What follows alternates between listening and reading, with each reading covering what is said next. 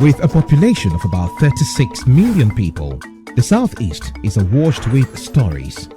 Every day on Southeast News, we tell the peculiar story of the Southeast and her people. Our Southeast should be the Silicon Valley of Nigeria. Their successes, achievements, and daily challenges. Do you have a Southeast story to share? Community achievements and challenges, completed and uncompleted projects, bad roads, water scarcity, erosion, flooding, insecurity, or even disagreements? Bring it on to Southeast News. On Southeast News, no story is too big or too small. Southeast News. Let's tell our story. Showing on Signature TV every weekday at 4 p.m. WAT, 1600 hours GMT. Thank you, sir. Thank you. That was a fabulous speech, and may the lessons remain with us, and may it inspire us to take the actions that we need as Igbo to drive the development we need to see in our region. Dalurin Mesa, thank you. And now we will have Mr. Uche Omar Gabriel, the Managing Director of Solid FM, join the Nkata proper now to lead the moderated panel session. Thank you so much, Mr. Uche Gabriel. More than sympathy, we need a strategic plan of not just survival, but a way to thrive and rise above both perceived and real threats. Thank you, Ebezina. Thank you, Martin Obiorailu, for that passionate and call to action for Igbo. And I want to also thank God, because it's not just for the people who are here. Signature TV will amplify it, Afia TV will amplify it, and all the other social media platforms. So those who are not here will eventually get to hear it. Now, we're going to have an interactive session. I'll ask a few questions, and then we'll swing into also getting a bit of input. It could be a question, it could be a short comment. So, let me start with this. I had to change my questions, which cited humongous amounts of funds and the failure of the political class to deploy the funds to judicial and productive use. And of course, you should mean leadership is a foundational and central factor in the problems we face as a people. Now, with successive governments failing, of course, that's from the outside, failing to implement the 3 R's, with a political class that is not that committed to the Igbo cause, and a skewed political and electoral process that threw up not the best. What chances do the Igbos really have for reintegration into the political landscape? Well, I don't know if it shocks you that in almost every other aspect of our lives, the Igbos have been rehabilitated or rehabilitated themselves.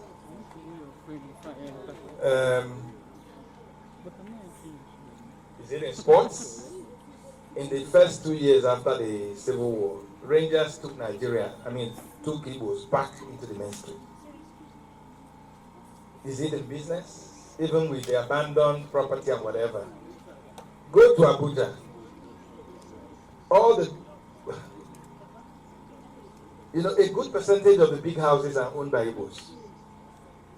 Hotels, shopping malls. Like I said in my discussion or in my speech, the retail market is with Igbos. So is it not worrying us that we can't achieve that in the political front? And why? You find out that a lot of these achievements are by individuals. It has become so problematic for Igbos to come together and pursue a project. I was telling a friend of mine, I live in Abuja. I've been in this journalism. I've also done some politics. Anytime an Igbo man invites you to a meeting about how to move Igbo forward, you come the first time, they will talk about it. You come the second time, they will talk about it. You come the third time, he's running for president or governor. That's why he's been calling people to come and do an Igbo agenda. They are not sincere. You know, I hope I will not be misunderstood, but I used Tinubu as, how do they say it, point of contact or something, or, you know, to tell my story. The leaders are not being sincere with those that they are leading, especially at our tribal level. You're an Igbo man or an Igbo politician is telling you, or 2 to 8, it's like a time, or signal 4 a.m. He put up by 4 a.m. I'm going to go by 3. And it's in my investigation about the Rebecca. So, a lot of times, people have been deceived, people have been misdirected, their money is taken away from them, especially our brothers that come from the diaspora to come and run for office and what have you.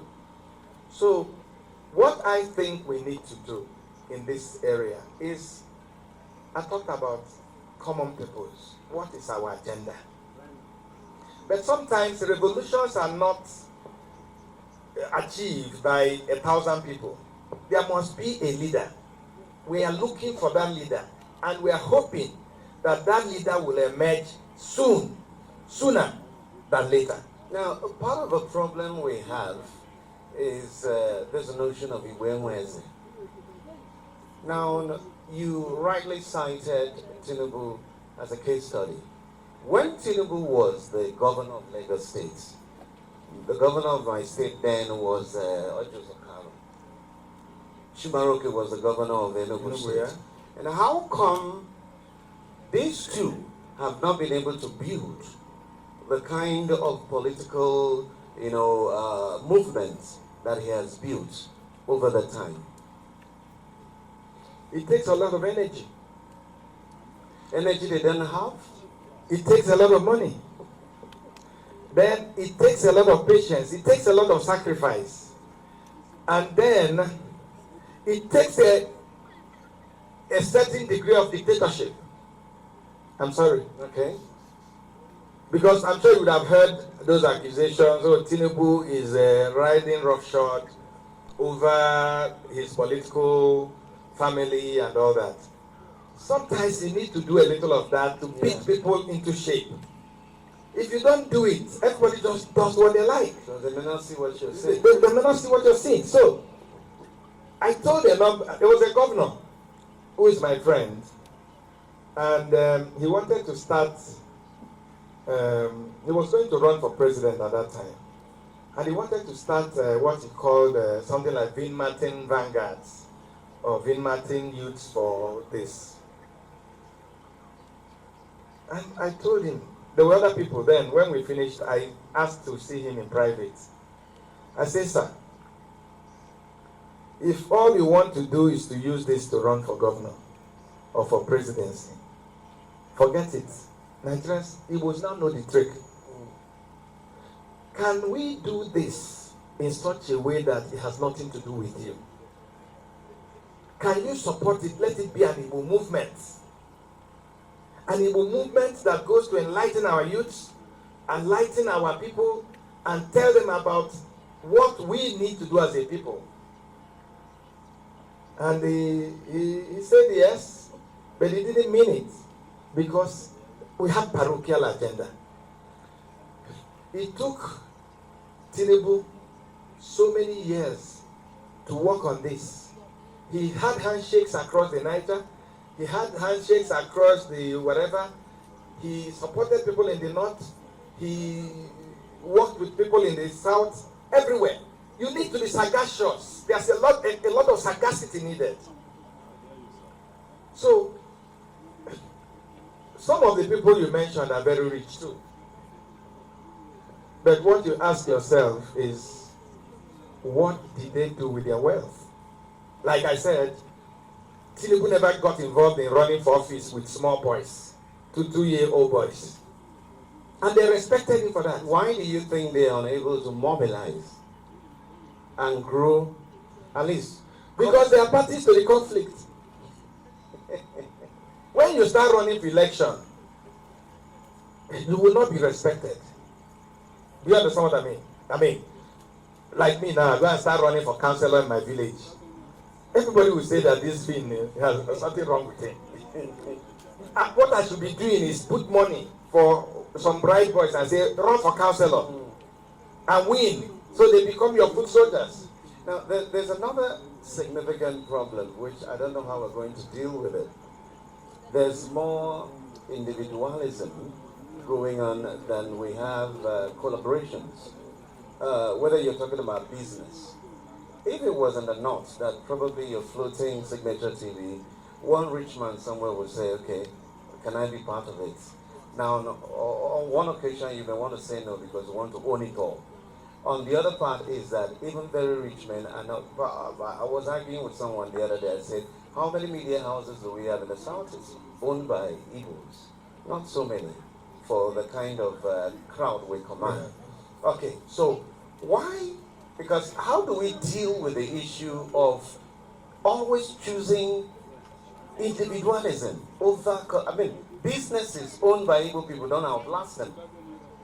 Once they die, it's gone because there's no collaboration. Is this something we can conquer as a people? We have to be intentional. We have to be having this kind of conversations, not just as at Center for Memories, which I commend them for, because we never had these conversations as Igbo people. And that's why when I started, I commended the Center for Memories.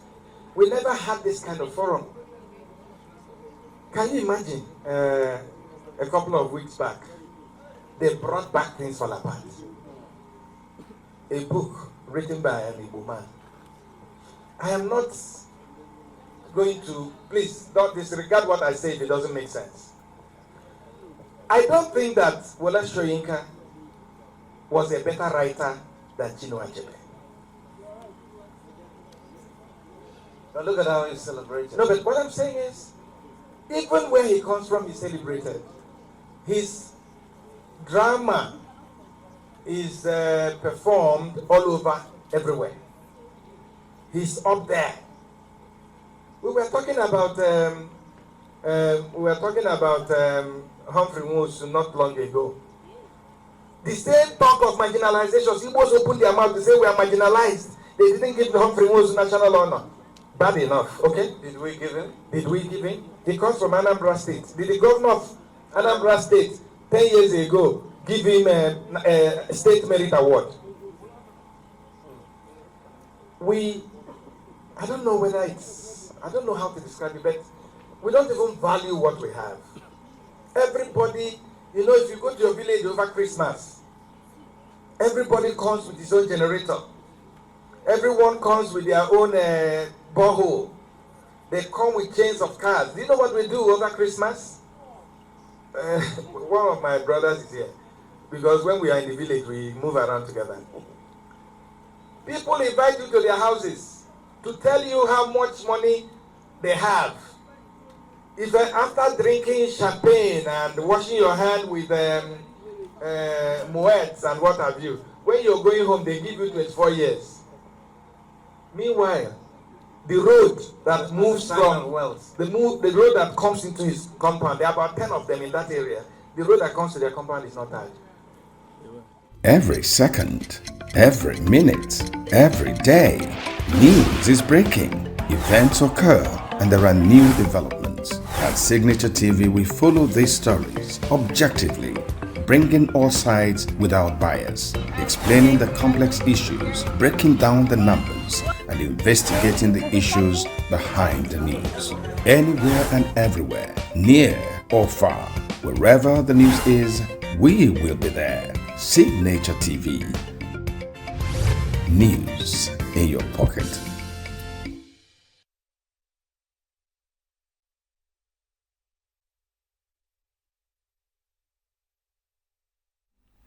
The first day of August was a day of reckoning in the Southeast.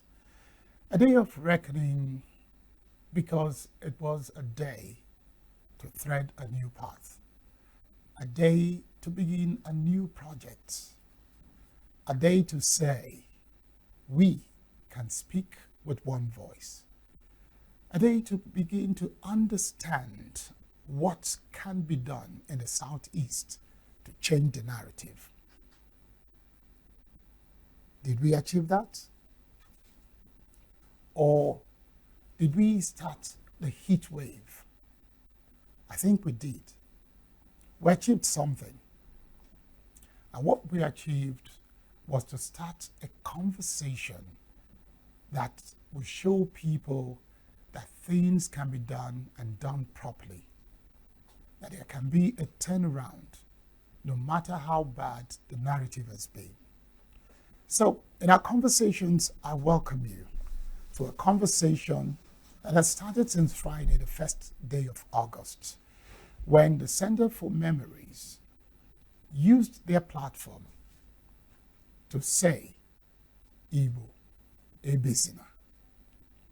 And with me in the studio on Southeast News today is the keynote speaker, none other than Vin Martin Obiora Ilo.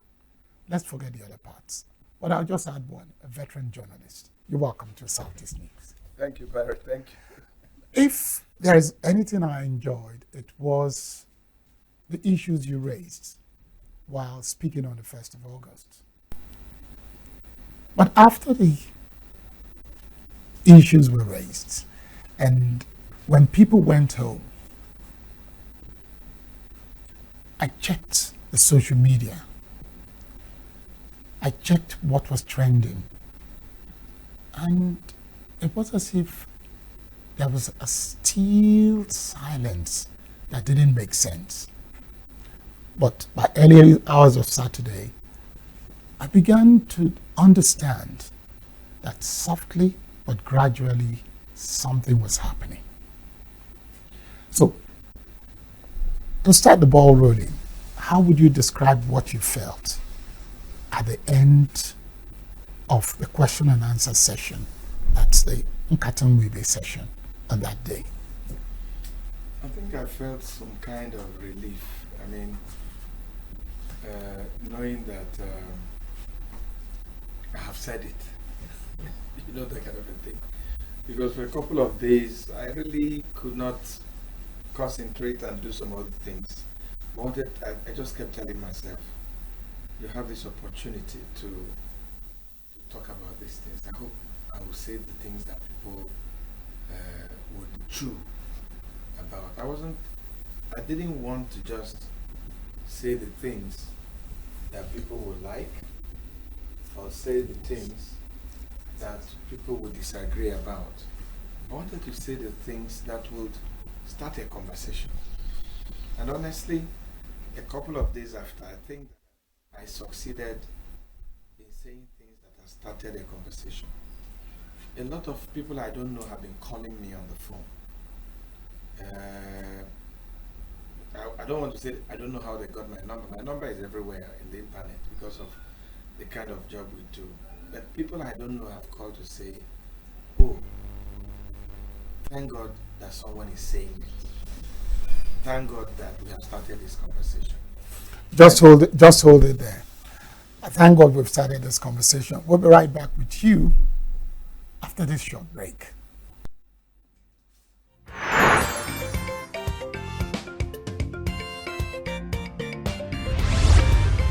See Nature TV. News in your pocket. Get plugged into the heartbeat of entertainment on The Hub, your ultimate show on e-vibes. From trending stories and social media drama to top charting music, must-watch movies and exciting moments from the world of arts, we've got it all. Join us for unmissable conversations with your favorite entertainment personalities, plus fun segments every week. I should try harder, so... Okay, I don't know that one. Outfit of the day. Oh, I don't do that. That's some Gen Z stuff. Oh, now you say it's a Gen Z stuff. It's everything you love about entertainment, served fresh every week at 1 p.m. with weekend repeats just in case you missed it. The Hubs on E-Vibes, where the vibes never stop. Only on Signature TV.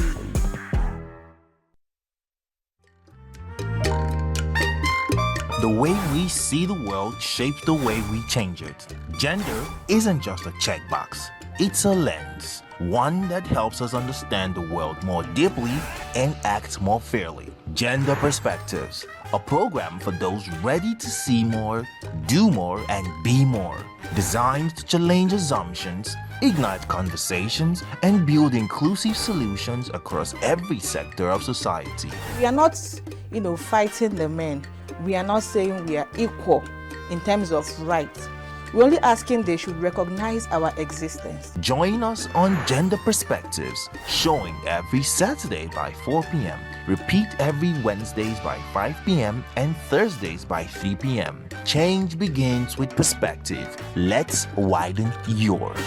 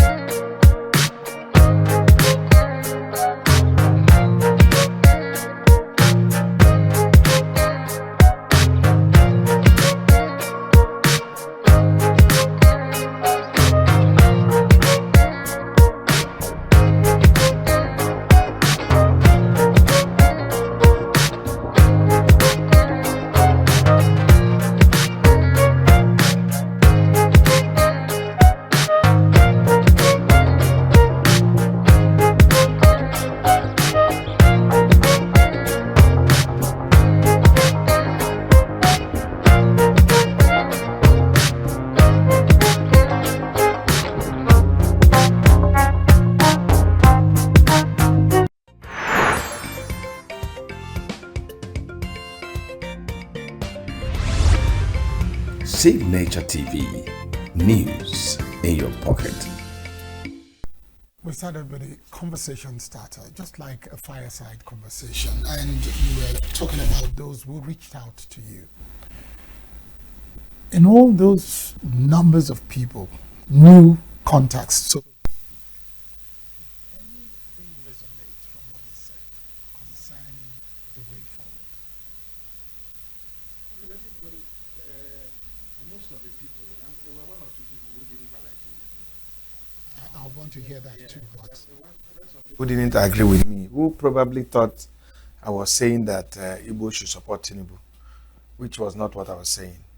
I was using him as a metaphor. I was using him as an example of somebody who did some homework, of a tribe that did some homework. If you read my speech, you see when I got there, I said what other tribes are doing. And then I used Tinubu as an example. Of course, I couldn't use all the people that I thought was doing the right thing across the country. So a number of people didn't agree with me, especially when they had the name Tinubu. They thought I was campaigning for Tinubu or whatever. But a good number of people saw that I was using Tinubu as a case study. Like the way he went about running for president and became president. I'm not talking about what Tinubu has done since he came to power. That's not what I was saying.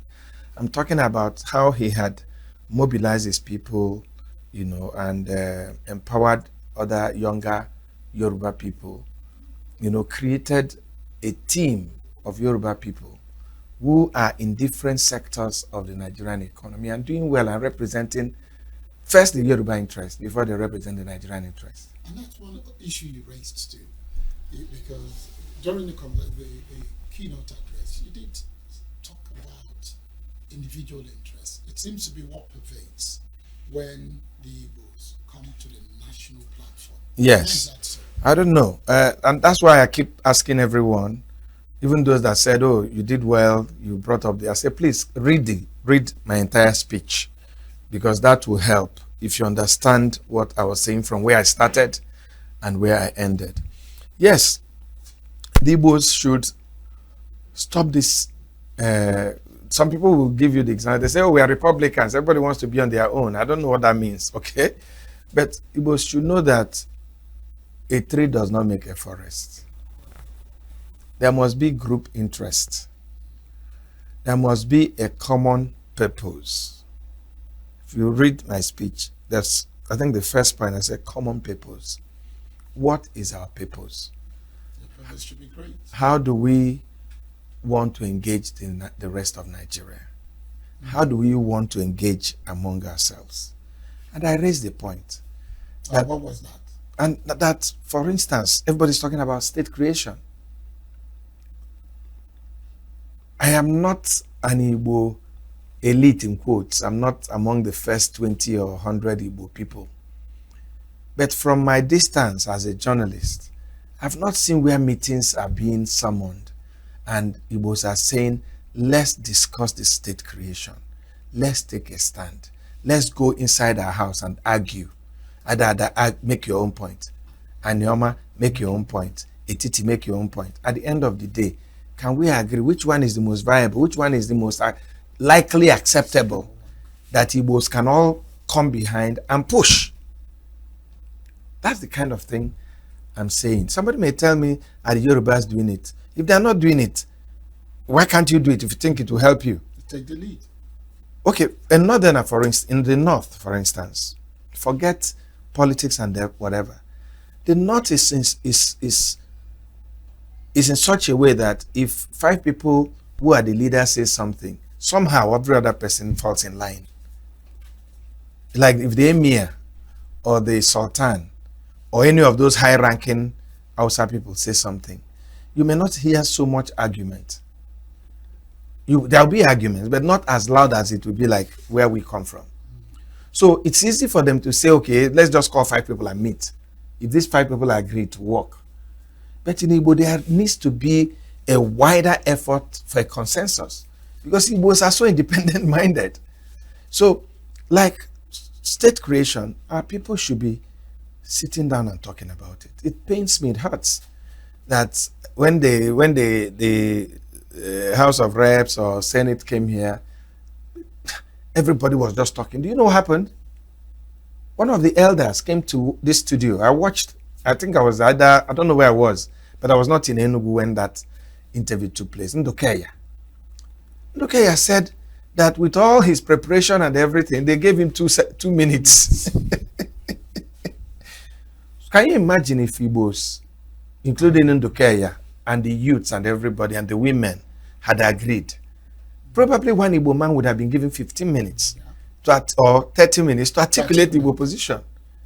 But this one you start, okay, your time is over. Women will say, your time is over. Because everybody wants to say something. So what am I saying?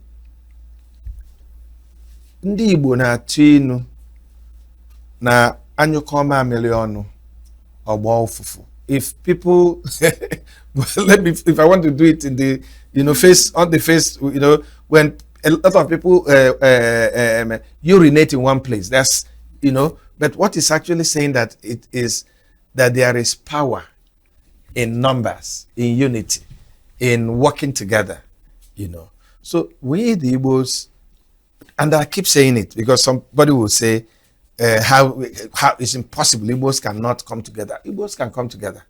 There'll be no time 100% of Igbos will come together.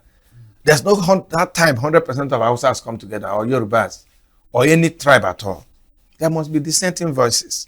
But there will be a majority voice where everybody will say that, oh, this is our position, and even allow the minority to have their say. But as long as we are not thinking in that direction, when it's politics, instead of a politician, an Igbo politician, I'm from Achi in Ojiriwa local government area. Instead of me, if I want to run for office, to go to Achi, to go there and start work and work up, you find out that a lot of Igbos, they want to be governor of Enugu State or they want to be governor of Anambra State. They go to Sokoto first to pay a visit to the Sultan of Sokoto. They go to pay a visit to one person in Kaduna, in Kano, and all that. Why? Because we, the Igbos, still have not realized the power that we have. I'm not saying, I'm also an advocate, and that's what I was talking about, the Tinubu example. I talked about reaching out, engaging the rest. I want Igbos to engage, but it's not good for Igbos, instead of coming to talk about what they would do, they believe that they will get the power from other people when you have not carried your own people along. Because charity begins at home. So now, we are not at a crossroads at this point, definitely not. But let's draw a quick example. Although INEC had said it's not time for campaigns for 2027, but you discover that including people from the Southeast, the Igbos, they are angling for different people. And they don't have that idea of a recourse to say, why don't we come home, ask ourselves, where lies our interest? Is it in supporting A at this hour, 2027, or B, looking for an alternative? So why do we still have these scattered voices, so to say? Why are we not looking for a way? It's not an upward to say, let's carve a niche for ourselves to say this is the direction we want to take. Why are we not making a stand or starting the process at least? I don't know why, and it hurts that I don't know why, and a lot of us don't know why. But I will say it a million times. If you don't plan, then you have planned to fail. Igbos need to be strategic. Igbos need to be strategic. And for you to have a strategy, you need to do a kind of retreat. You need to do a kind of sitting together and talking about it. Igbos need a retreat. And I have said that every Igbo man that wants to run for office, including myself, if tomorrow I decide to run, I've run for election before. If in future I decide to run again, I think it's important that every Igbo man that wants to run for office should be ready to run for office, knowing that if Barikomo is another Igbo man and he can get this job better done than I can, that person should step down and let that Igbo man go.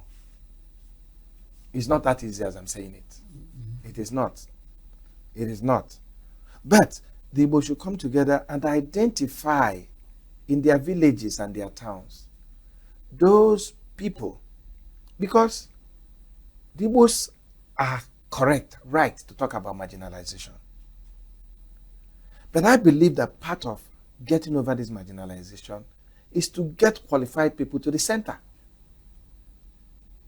People that will learn how to play the politics. People that will get into rooms and give a compelling reason why Igbo should get A or B. People that will get there and not carry their briefcase of contracts. They don't know whether they are legislators or whether they are contractors. Because you need to separate that. Are you going to Abuja to be a legislator, fighting for your people? Listen, a legislator, first of all, is biased. Every legislator, first of all, must be biased. Do you know what I mean? Because he's coming there to represent an interest, a group of people. First of all, he has to advocate what he's representing before he starts talking about Nigeria. He talks about, they say Nigeria has 100 million. The first thing the legislator should be thinking about is, how much of this 100 million am I taking to my constituents, to my village? But a lot of them go there, not interested in what they are taking to their village or their constituency. They are thinking about what they are taking into their pocket. And they carry a briefcase. You go and you hear things like, I've put 100 million in the budget. I have put 1 billion in the budget. And he wants to put the 1 billion in the budget. He will be the person to find a contractor. He will be the contractor. He will deliver and do everything. That's why everywhere you go in Igbo land, what you see is what's that called, that light? Solar street lights. All across. Igbos Abanidebu. Are they Abanidebu people? Do you know what is Abanidebu? People that move in the night robbing other people. How many of our communities that our first need in Igbo land is street light? In our villages, when it's 7 o'clock, everybody's in their houses. Where are the boreholes? Where are the schools? Where are the clinics? Where are the hospitals? Why is every legislator in Igbo land doing street lights? Is that what we need? These are the kind of things I'm talking about. But I think it's where they can make quick whatever. Quick returns. Returns. I don't know. But what I'm saying is we need to, knowing that we are an endangered species, you need to take brilliant people to the center to go and properly represent you. Not people that will go there. A minister, they go into a minister's office. Instead of telling minister, look, minister, I need a borehole, I need an agricultural farm, I need this, I need that. He's talking about, minister, you know, I put 100 million in the budget. Can you release this money so that, and they release it, his brother. That's what you know, we, the Igbos, our own problem is bigger than the other people. So if they are not, other people are not doing, let's come and do it. And that's why I talked about, instead of one governor telling us that he wants to make one tiny state a Dubai, how do you sustain it? Can the Igbos come together and make Igbo land a Dubai? It's a region. Yes, it is. And we have what it takes. We have the numbers. All these states trying to be independent and doing things and not getting the value for it. Can they come together, pull resources together and move Igbo land forward and stop complaining? Now, let's look at one more issue. You know, we're talking about Igbo Ebezina, matters arising. Mm-hmm. The unity of purpose is not there.